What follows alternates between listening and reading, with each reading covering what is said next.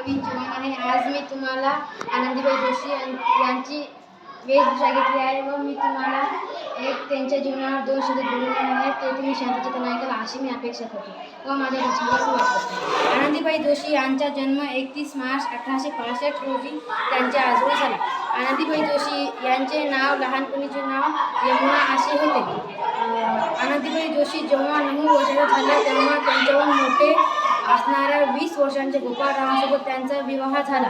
विवाहानंतर गोपाळरावांनी आनंदीबाई जोशी यांचे यमुना हे नाव बदलून आनंदीबाई जोशी हे नाव ठेवले.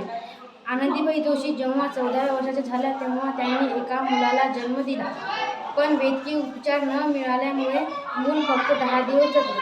मग आनंदीबाई जोशी यांच्या जीवनात हे एक महत्त्वाचा टप्पा ठरला होता.